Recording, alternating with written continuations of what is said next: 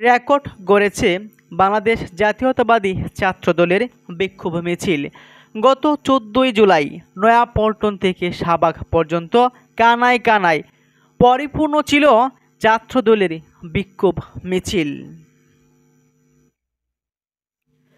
বিক্ষোভ মিছিলে নেতাকর্মীরা তারা বলেছে, গোপন তৎপরতার মাধ্যমে মব সৃষ্টির অপচেষ্টা, শিক্ষাঙ্গনে শিক্ষার সুষ্ঠু পরিবেশ বিনষ্ট এবং সারা দেশে আইনশৃঙ্খলা পরিস্থিতির অবনতির প্রতিবাদে নয়াপল্টন থেকে শাহবাগ পর্যন্ত বিক্ষোভ মিছিল নিয়ে আমরা রাজপথে নেমেছি।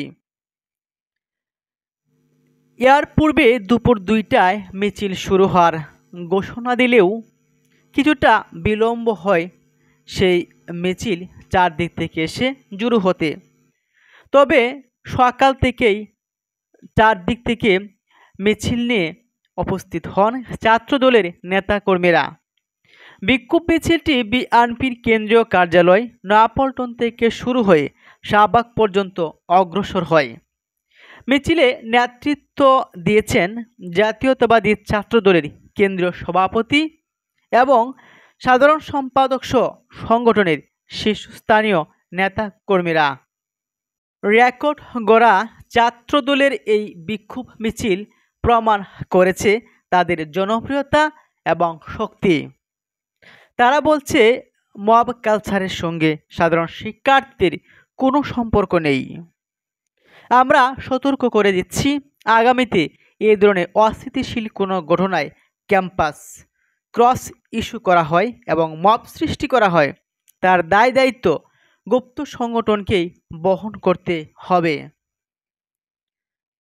নয়াপল্টনে আইনশৃঙ্খলা পরিস্থিতির অবনতি, জনমনে অস্থিরতা সৃষ্টির অপচেষ্টা, শিক্ষা প্রতিষ্ঠানের শিক্ষার সুষ্ঠু পরিবেশ বিনষ্টের প্রতিবাদেই ছাত্রদলের আয়োজিত কর্মসূচিতে অংশ নিয়ে গণমাধ্যমকে এসব কথা জানান ছাত্রদলের নেতাকর্মীরা। ছাত্রদলের সভাপতি রাকিব তিনি বলেন, কয়েক বছর পর যখন এই সরকারকে নিয়ে প্রশ্ন উঠবে, মব নিয়ে জাতির সামনে প্রশ্ন আসবে, তখন এই ছাত্র শিবির এবং বর্তমান সরকারকে এর দায় দায়িত্ব বহন করতে হবে। তিনি আরও বলেন, আমরা অনেক কষ্টে আমাদের সারা দেশের নেতাকর্মী ও সমর্থকদের শান্ত রেখেছি। আমরা ছাত্রদলের লাখো নেতা কর্মীদের নিয়ন্ত্রণে রেখেছি, মব হতে দেয়নি।